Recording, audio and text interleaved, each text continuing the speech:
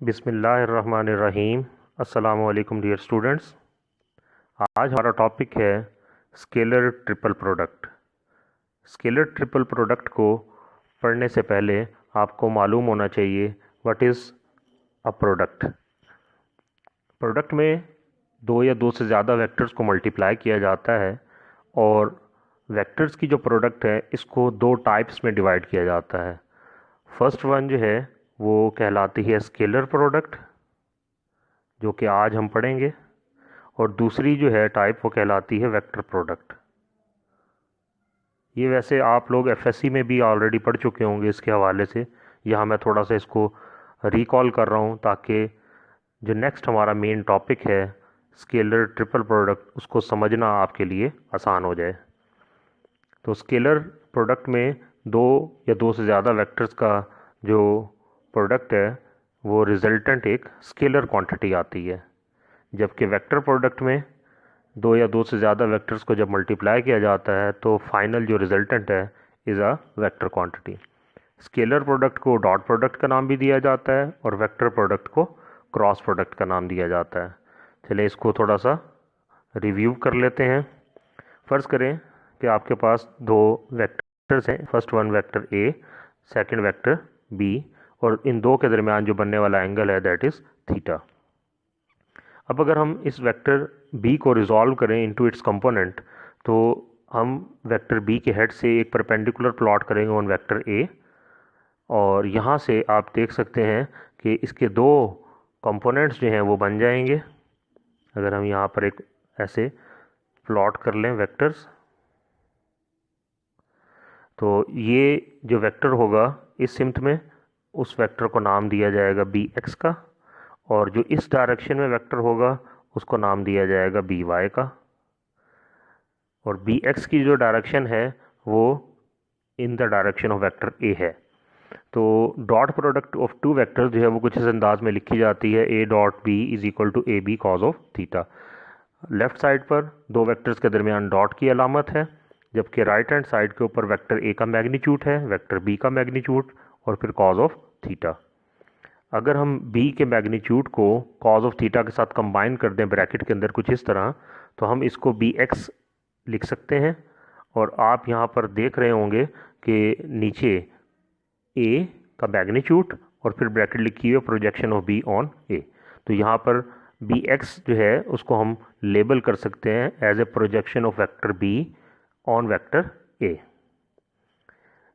Other way round जो है वो हम इसको कुछ इस तरह से भी लिख सकते हैं। अगर हम वेक्टर b का डॉट प्रोडक्ट लें with vector a, b dot a, तो प्रोडक्ट कैसे लिखा जाएगा, वेक्टर b का मैग्नीट्यूड वेक्टर a का magnitude into cause of theta, और a को कॉज ऑफ थीटा के साथ कंबाइन कर दें ब्रैकेट में, इसको हम ए एक्स से रिप्लेस कर सकते हैं और इसको हम लेबल कर सकते हैं as a projection of A on B.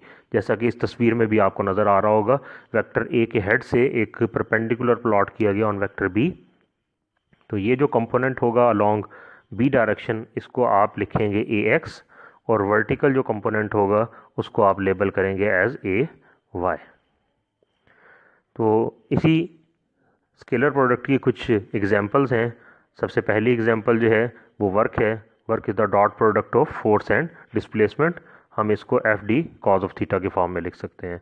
Second example जो है वो पावर है, which is the dot product of force and velocity, force into velocity into cos of theta, ये इसकी सेकंड एग्जांपल होगी। अब अगर इसकी करेक्टरिस्टिक की जानिब आएँ तो सबसे पहली जो प्रॉपर्टी है उसमें scalar product is a commutative, means A dot B is equal to B dot ए।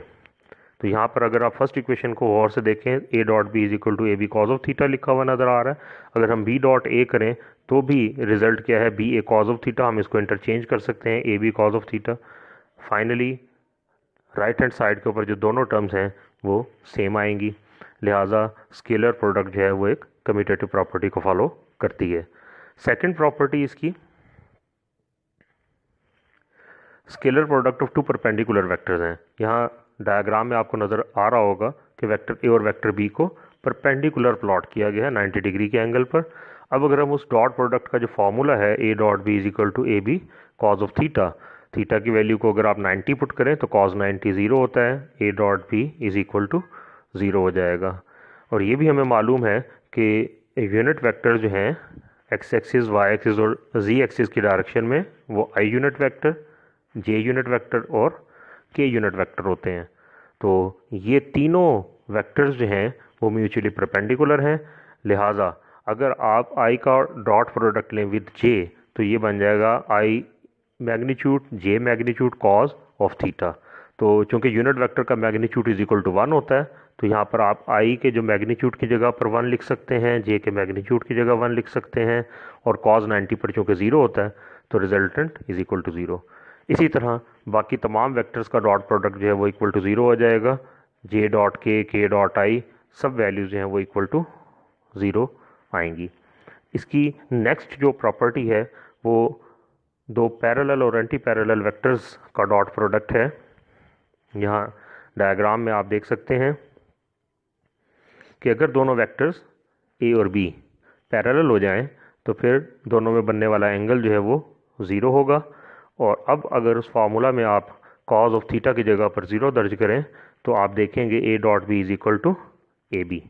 इसका मतलब है ये पॉजिटिव मैक्सिमम रिजल्ट जो है वो आपको मिलेगा।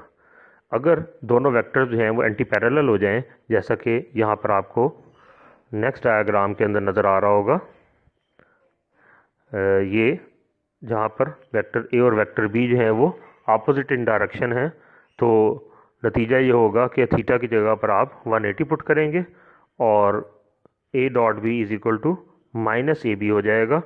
मींस नेगेटिव मैक्सिमम जो है वो बन जाएगा। इसी अंदाज में अगर हम यूनिट वेक्टर जो हैं उनके हवाले से डॉट प्रोडक्ट लिखना चाहें फॉर पैरेलल और एंटी पैरेलल तो फिर आप ये देखेंगे कि आई का डॉट प्रोडक्ट विद अगर आई लिया जाए तो cos 0 इज इक्वल टू 1, तो I dot I is equal to 1 हो जाएगा क्योंकि यूनिट वेक्टर का मैग्नीट्यूड 1 है। Similar J dot J is equal to 1, K dot के इज इक्वल टू 1 हो जाएगा। नेक्स्ट इसकी जो प्रॉपर्टी है that is related to self scalar product. तो जहाँ पर एक वेक्टर को अपने ही साथ मल्टीप्लाई दोबारा किया जाए तो ए डॉट ए लिखा जाएगा और ए डॉट ए को इस अंदाज में लिखेंगे वेक्टर ए का मैग्नीट्यूड देन वेक्टर ए का मैग्नीट्यूड, और दोनों में चूँकि सेम वेक्टर हैं तो लिहाजा जो एंगल है वो 0 होगा, cos 0 इज इक्वल टू 1। और यहाँ पर आप ए और ए को ए स्क्वायर की फॉर्म में जो है वो एक्सप्रेस कर सकते हो। नेक्स्ट प्रॉपर्टी इसकी है कि स्केलर प्रोडक्ट को अगर हमने इन टर्म्स ऑफ इट्स कंपोनेंट जो है वो एक्सप्रेस करना हो तो वेक्टर ए को जाहिर करने का तरीका हमने 3 डायमेंशन में देखा था, that is equal to a x i plus a y j plus a z k. और बी वेक्टर को हम इस तरह से लिखेंगे B x i plus B Y j plus B ji k. और अगर हमने इसको डॉट प्रोडक्ट की फॉर्म में लिखना हो तो ए dot B is equal to vector A लिख लिया जाएगा, फिर साथ डॉट और फिर वेक्टर बी लिख लिया जाएगा। अभी हमने ऊपर करेक्टरिस्टिक्स पढ़ी हैं कि जो आई डॉट आई है दैट इज़ इक्वल टू 1, और जो रिमेनिंग पार्ट है अगर हम आई का प्रोडक्ट जे से लें या आई का प्रोडक्ट के से लें तो रिज़ल्ट जो है वो 0 आता है। तो यहाँ पर इस ब्रैकेट को अगर हम ओपन कर लें तो यहाँ पर 9 वैल्यूज़ जो हैं वो आएंगी। फर्स्ट वैल्यू देखें ये लिखी हुई नज़र आ रही है a x b x, second value जो है वो a x b y, third जो है ए एक्स बी जी। तो इस तरीके से ये टोटल 9 वैल्यूज़ बनेंगी और ब्रैकेट में आप देख रहे होंगे आई डॉट जे और आई डॉट के। इसी तरह बाकी नीचे भी आप लोगों को लिखी हुई नज़र आ रही हैं। तो जहाँ पर सिमिलर यूनिट वेक्टर का प्रोडक्ट है उसको तो हम रिटेन रखेंगे 1 के इक्वल करके, और बाकी जहाँ पर हैं उनको आप 0 कर दें तो वो सारी जो टर्म्स हैं वो 0 हो जाएंगी। तो फाइनल रिज़ल्ट देखें वो कुछ इस तरह का लिखा हुआ नज़र आ रहा है कि ए डॉट बी जो है वो बराबर आ गया है a x b x, A Y B Y, A G B ji. Means जहाँ पर सिमिलर यूनिट वेक्टर थे सिर्फ वही कंपोनेंट्स जो हैं वो रिटेन रहे हैं प्रोडक्ट में, और जहाँ पर डिसिमिलर थे वो सारी की सारी टर्म्स जो हैं वो 0 हो गई थी। इसी तरह अगर आपने दो वेक्टर्स के दरमियान जो एंगल है वो फाइंड आउट करना हो तो वो इस इक्वेशन से फाइंड आउट किया जा सकता है in terms of its component. तो ए dot B is equal to A B cos of theta है, ये हमें मालूम है। और अभी हमने पिछली जो प्रॉपर्टी पढ़ी है उसमें हमने देखा था कि ए डॉट बी बराबर आता है a x b x, A Y B Y plus a G B जी। तो नतीजा ये हुआ कि अगर हम इसको यहाँ पर दर्ज कर दें तो कॉज ऑफ थीटा जो है वो ए और बी को अगर हम यहाँ पर लाकर डिवाइड कर दें राइट हैंड साइड के ऊपर, तो थीटा मालूम करना है, कॉज इन्वर्स हो जाएगा। ऊपर जो है वो प्रोडक्ट रहेगी इन terms of it's rectangular component, और नीचे जो है उसके मैग्नीट्यूड से ए और बी के प्रोडक्ट से हम उसको डिवाइड कर लेंगे। तो ये तो थी स्केलर प्रोडक्ट और उसकी करेक्टरिस्टिक्स। अब चलते हैं मेन टॉपिक जो हमारा स्केलर ट्रिपल प्रोडक्ट के हवाले से है उसकी जानिब। जी, तो ये हमारे पास आज मेन टॉपिक है scalar triple product. Scalar triple product में हमने एक वेक्टर को the dot product of a vector with the cross product of the other two vectors. इसमें यह होगा कि एक वेक्टर का डॉट लिया जाएगा, यहाँ पर देखें अगर आप ए डॉट किया है, with the cross product of other two vectors b cross c. तो इस तरह की जो प्रोडक्ट है उसको स्केलर ट्रिपल प्रोडक्ट का नाम दिया जाता है। अब इसको स्केलर क्यों कहा गया है? पहली बात तो ये है कि ट्रिपल प्रोडक्ट इस वजह से है क्योंकि इसमें तीन वेक्टर्स इन्वॉल्व हैं, vector A, vector B and vector C. अब स्केलर क्यों कहा गया कि अगर आप यहाँ पर इस इक्वेशन पे देखें तो बी क्रॉस सी ये एक क्रॉस प्रोडक्ट है। क्रॉस प्रोडक्ट से आप लोग पहले भी फेमिलियर हैं, एफएससी में आप लोगों ने पढ़ा भी होगा कि जहाँ पर दो वेक्टर्स को मल्टीप्लाई करने से एक वेक्टर क्वांटिटी आती है, और अगर एक वेक्टर क्वांटिटी जो कि इसकी जगह पर लिखी जा सके उसका डॉट प्रोडक्ट ले लिया जाए विद अनदर वेक्टर, तो डॉट प्रोडक्ट पर रिजल्टेंट वेक्टर क्या आता है? एक स्केलर क्वांटिटी। इस वजह से इसको स्केलर ट्रिपल प्रोडक्ट का नाम दिया गया है। अब शुरुआत यहाँ पर हम उसी तरह वेक्टर ए को, वेक्टर बी को और वेक्टर सी को 3 डायमेंशन में लिखने का तरीका आपको आता है कि हम इसको ए x i plus a y j plus a z k और इसी तरह बी को और सी वेक्टर को हम लिख सकते हैं। अब सबसे पहले हम ये फाइंड आउट करेंगे बी क्रॉस सी। अगर हमने क्रॉस प्रोडक्ट को इवेलुएट करना है तो आप देख सकते हैं यहाँ पर एक डिटर्मिनेंट जो है वो कंस्ट्रक्ट किया गया है बी क्रॉस सी। तो सबसे टॉप के ऊपर हम जो एक रो बनाएंगे वो यूनिट वेक्टर आई, जे और के हवाले से होगी, और बाद में जो वेक्टर बी और सी के जो कंपोनेंट्स हैं अलोंग एक्स वाई और जी डायरेक्शन उनको हम लिख लेंगे। तो यहाँ पर आ जाएगा b x, b y and b z, इसी तरह c x, c y and c z. तो इनका जो क्रॉस प्रोडक्ट है वो कुछ इस तरीके से लिखा जाएगा। अगर हम इसके डिटर्मिनेंट को ओपन करें, जी हाँ, अब अगर हम इसके डिटर्मिनेंट को ओपन करें तो आप देखेंगे कि फर्स्ट जो ब्रैकेट है वो किस तरह बनेगी कि हम फर्स्ट कॉलम और फर्स्ट रो को छोड़ देंगे, बाकी टर्म्स को आपस में मल्टीप्लाई कर लेंगे, तो बी वाई सी जी हो जाएगा माइनस बी जी और सी वाई हो जाएगा। इसी तरह अगर हम सेकंड जो ब्रैकेट है ये इसको लिखना चाहें तो अब आपने क्या करना है, first row and second column इसको छोड़ दें और बाकी जो दो टर्म्स हैं उनको आपस में बी एक्स और सी जी को मल्टीप्लाई कर लें और माइनस बाकी P G and C X इसको मल्टीप्लाई कर लें, तो सेकंड ब्रैकेट जो है वो आ जाएगी। इसके साथ जो है यूनिट वेक्टर जी अटैच हो जाएगा। और ये हमें मालूम है कि फर्स्ट जो कॉलम है उसका आंसर प्लस में लिखते हैं, सेकंड माइनस में होता है और थर्ड जो है वो अगेन प्लस में होता है। तो थर्ड ब्रैकेट अगर आप देखें तो इसके लिए आप यहाँ से first row and third column जो है वो छोड़ दें, बाकी टर्म्स जो हैं वो लिख लें, वो बी एक्स सी वाई हो जाएगा और बी वाई सी एक्स हो जाएगा। तो ये हमने बी क्रॉस सी जो प्रोडक्ट है इसको हल कर लिया है, और इसका जो जवाब आएगा उसका हमने क्या करना है, डॉट प्रोडक्ट लेना है विद वेक्टर ए। यहाँ पर देखें लेफ्ट हैंड साइड के ऊपर ए डॉट बी क्रॉस सी लिखा हुआ नज़र आ रहा है। तो इसको अगर आपने यहाँ पर हल करना है तो आपने वेक्टर ए उसी तरीके से लिख लेना है, a x i plus a y j plus a z k, और बाकी प्रोडक्ट जो है वो एज इट इज़ ऊपर से ये वाली प्रोडक्ट इसको नीचे उतार दें और दोनों को मल्टीप्लाई करें। ब्रैकेट ओपन करनी है तो ए एक्स को सबसे पहले हर टर्म के साथ मल्टीप्लाई करें, इसी तरह ए वाई को और ए जी को। अब यहाँ पर आप बात जहन में रखेंगे कि आपने जो सिमिलर यूनिट वेक्टर वाली प्रोडक्ट हैं सिर्फ उसको लिख लेना है, और जो डिसिमिलर यूनिट वेक्टर हैं उनको हम नहीं लिखेंगे। उसकी वजह है कि i डॉट j अगर किया जाए तो जवाब क्या आता है, वो सिफर आता है, और i डॉट i अगर किया जाए तो जवाब 1 आता है। इसीलिए आप देखेंगे कि हमने सिर्फ यहाँ पर जो सिमिलर यूनिट वेक्टर वाली प्रोडक्ट थी उनको लिख लिया कि AXI को हमने इस वाले i यूनिट वेक्टर से मल्टीप्लाई करके ये पहली ब्रैकेट लिख ली, और दूसरी के लिए हमने AYJ को मल्टीप्लाई किया इसके साथ, और थर्ड के लिए हमने क्या किया, AZK को मल्टीप्लाई किया इस थर्ड ब्रैकेट के साथ।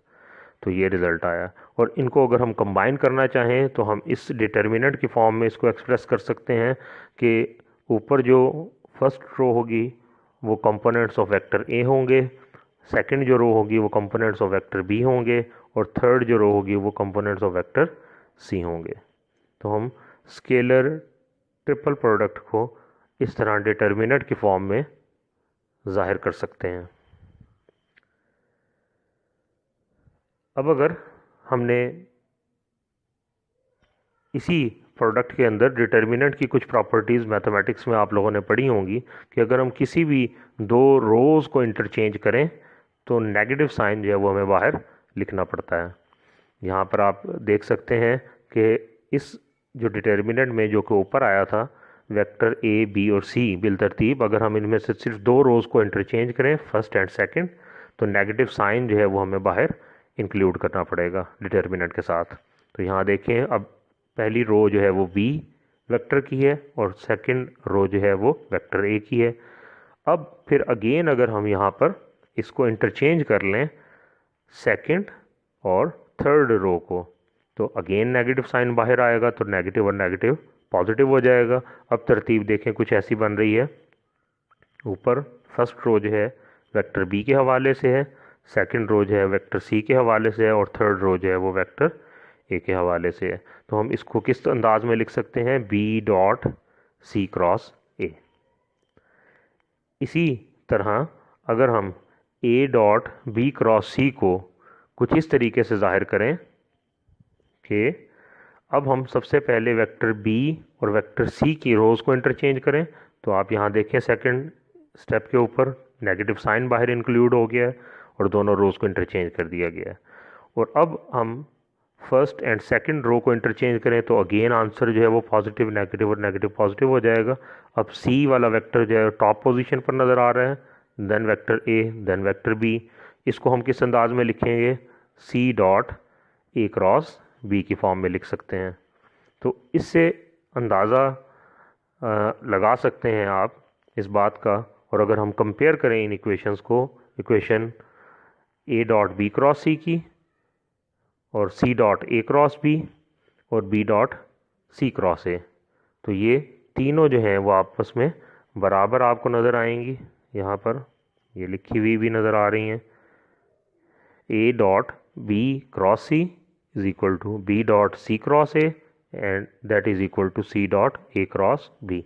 इसका मतलब ये है कि स्केलर ट्रिपल प्रोडक्ट जो है वो अनचेंज्ड रहती है अगर हम साइक्लिक परमुटेशन जो है वो अप्लाई करते हैं वेक्टर्स के ऊपर। मतलब अगर उनकी पोजीशन जो है वो इंटरचेंज करते भी चले जाएं तो result will remain the same.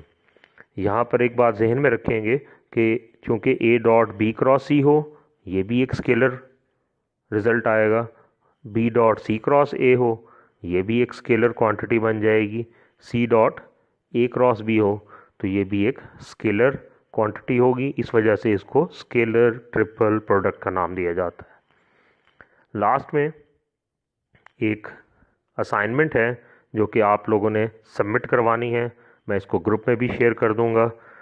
वो असाइनमेंट ये है कि आपने शो करना है ए dot B cross C is equal to volume of a parallelepiped with side a b and c. और सेकंड पार्ट जो इसका है वहाँ पर आपने प्रूव करना है that three vectors are coplanar if A dot B cross C is equal to 0। Thank you.